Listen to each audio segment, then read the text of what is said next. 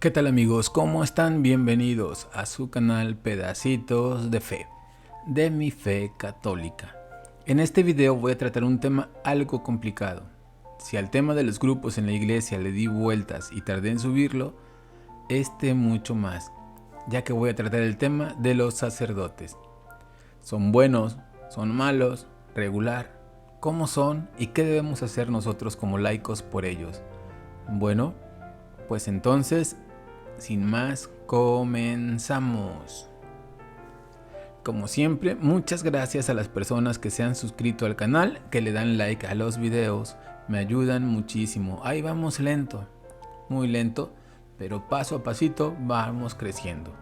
Aprovecho para invitarte a suscribirte al canal si es que aún no lo estás, que le des like al video. En serio, me ayudas un montón. Ahora sí, seguimos. Uno de los pretextos que más oímos de la gente que no va a misa es que no van por los sacerdotes, porque son esto, son aquello, etc. Es decir, gente que critica, juzga y muchas veces calumnia a los sacerdotes. La idea de este video no es de ninguna manera juzgarlos, sino tratar de explicar el porqué del comportamiento de muchos de ellos, siempre con bases católicas. Últimamente hemos oído noticias que implican a algunos de ellos cometiendo errores y algunos otros también cometiendo delitos. Primero que nada, debemos saber que los sacerdotes son hombres consagrados al servicio de Dios. Tienen funciones muy importantes y dado que tienen sucesión apostólica, son los únicos que tienen la potestad para perdonar nuestros pecados. Bueno, en sí son ellos el instrumento por el cual Jesucristo se vale para absolvernos de nuestros pecados. Son ellos las únicas personas que pueden consagrar la hostia, que por medio de lo que se llama transubstanciación, el pan y el vino se convierten en el cuerpo y la sangre de nuestro Señor Jesucristo. En este momento voy a hacer el siguiente comentario, por supuesto, con mucho respeto. Esto que dije, los católicos lo sabemos y lo creemos firmemente, es enseñanza católica. Si hay algún hermano separado, algún ateo, alguien que no lo crea, que quiera negarlo, etc., se equivocó de canal. No responderé comentarios de ese tipo. Esta información es para católicos o personas que estén interesadas en conocer sobre la fe católica. Dicho lo anterior, seguimos. Como les decía, los sacerdotes tienen sucesión apostólica y el mismo Jesús les dio la potestad de perdonar pecados. ¿Dónde dice eso? En Juan capítulo 20, versículos 21 al 23. Dice: Jesús les volvió a decir: la paz esté con ustedes. Como el Padre me envió a mí, así los envío yo también. Dicho esto, sopló sobre ellos y les dijo: reciban el Espíritu Santo. A quienes les descarguen sus pecados serán liberados, y a quienes se los retengan les serán retenidos. Comento este pasaje sobre todo por los protestantes que se enojan cuando uno dice que el sacerdote perdona pecados. Ya vimos que es Cristo a través de ellos, y hasta algunos católicos perdidos dicen que ellos no van a decirle sus pecados a otro hombre que también es pecador. Bueno, allá ellos.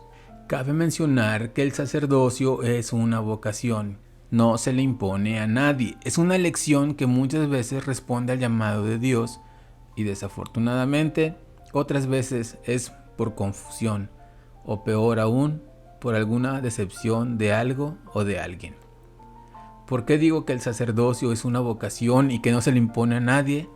Porque en el sínodo llamado de la sinodalidad que se llevó a cabo recientemente, entre las cosas que se pedían, por no decir entre las aberraciones, abominaciones o cosas absurdas que se pedían, era eliminar el celibato en el sacerdocio. ¿Qué es el celibato? Así tal cual, el celibato es la decisión u obligación de no tener relaciones sexuales, especialmente en el caso de los sacerdotes católicos. Yo conozco 3 formas de dedicar la vida a Dios. La primera es el matrimonio, por supuesto por la iglesia, con la bendición de Dios, y como lo juran ante el altar, es serle fiel a la persona con la que se casaron, velar por sus hijos, educarlos en el amor de Dios, etc. Otra forma es la soltería. No porque alguien decide ser soltero quiere decir que se puede acostar con medio mundo. el ser soltero es igual a permanecer casto.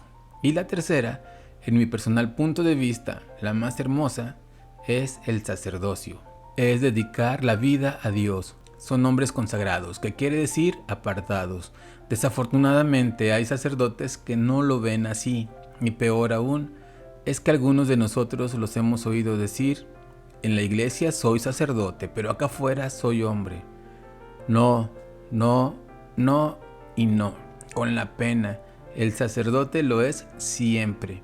Incluso si por alguna razón deja de celebrar misas porque su obispo le retira ese privilegio, si por decisión propia deciden dejar el hábito, ese hombre va a seguir siendo sacerdote hasta que se muera. Sus manos están consagradas y lo van a estar siempre. No son un personaje de televisión que actúa en la misa o en la iglesia y saliendo de ahí son las personas que interpretan al personaje. Pero ¿por qué será que hay sacerdotes que dicen eso? Porque muchos de ellos quieren hacer su vida como si fueran un hombre común y corriente. Quieren tener esposa o esposas, hijos, amantes, o en otros casos hasta esposos, válgame Cristo bendito. Quieren andar de fiesta, baile y baile, como si nada. Pero ellos saben perfectamente que eso de aquí soy esto, pero fuera de aquí soy hombre, en ellos no aplica. Vi un video en donde le preguntaron eso a un sacerdote que es muy conocido. Sale en novelas, en realities, y él dijo que eso del celibato es de algunos años para acá, porque anteriormente los sacerdotes tenían esposa e hijos, que en la Biblia no dice nada sobre la castidad de ellos, y que incluso Pedro tenía esposa, etc. Puede ser que tenga razón, tiene razones más, pero hay algo. A ninguno de ellos se les obliga a ser sacerdotes. Las reglas son claras. Si eres sacerdote, debes ser célibe. Si deciden que sí, entonces, ¿por qué pretenden hacer lo contrario? Otra, si deciden que van a tener esposa e hijos, por supuesto a escondidas porque la iglesia lo prohíbe, están cayendo en pecado, que es la fornicación. Tendrían que vivir en amaciato, y si viven así, entonces, ¿con qué cara le van a decir a una pareja que vive en unión libre que se tiene que casar por la iglesia? Y de los sacerdotes que cometen delitos, es un tema muy difícil. Ese mismo sacerdote dice que para él no son delitos, que son errores. Desafortunadamente, en la ley esos errores están tipificados como delitos. En una de las apariciones de la Virgen, para ser concretos, en Garabandal, en España, la Virgen le dijo a una de las videntes, me parece que fue a Conchita, en uno de los mensajes nuestra madre le dijo: al principio la copa se estaba llenando, ahora se está desbordando. Muchos cardenales, obispos y sacerdotes están en el camino de la perdición y muchas almas van con ellos. Menos importancia se le da a la Eucaristía. Es por eso que Garabandal no está aprobada por la iglesia, tampoco está condenada. A pesar de las pruebas contundentes, los sacerdotes que enviaron a investigar los hechos dijeron no es real. Mientras se la pasaban tragando en las fonditas que había en el lugar, les preguntaban a las gallinas, a los burros, y como no les contestaban, dijeron que esas apariciones no eran reales. Por supuesto, no les convenía. Es importante y justo mencionar esto. La Virgen dice muchos, no dice todos. Afortunadamente, hay todavía santos, buenos sacerdotes que defienden la doctrina de nuestra iglesia, que lleva más de 2000 años y que no van a dejar que la cambien. Los mensajes de Garabandal fueron entre 1961 y 1965. Para esas fechas, decir esto era casi una blasfemia. No se podía creer que algún sacerdote podría estar en el camino de la perdición, menos un obispo o un cardenal. Y eso de que a la Eucaristía se le da menos importancia tampoco se podía entender. Pero ¿qué tal hoy? Eso es de lo más común. Con el pretexto de la pandemia se empezó a dar la Eucaristía en la mano. La comunión la dan los ministros extraordinarios, que como su mismo nombre lo dice, son extraordinarios. La pueden dar solo en casos de que no haya un sacerdote en el pueblo o alguna otra emergencia.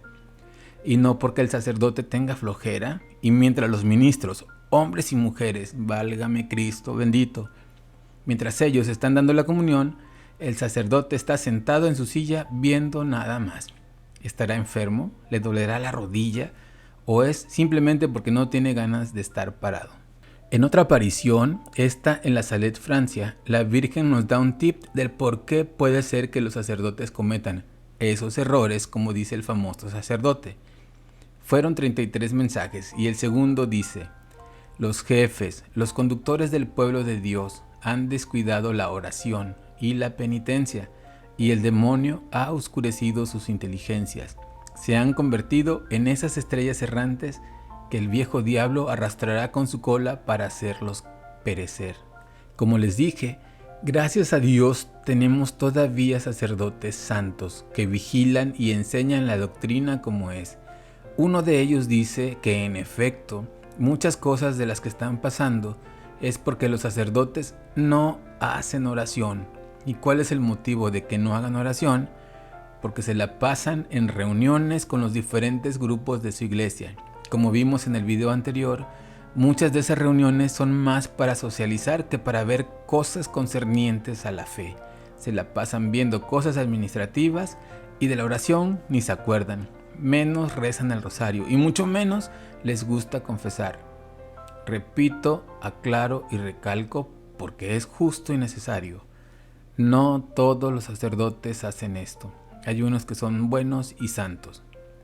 Aquí dejaré el link de un video en donde un sacerdote se presenta en el programa con la Madre Angélica y cuenta su experiencia en la cual, por un accidente que tuvo, pierde la vida.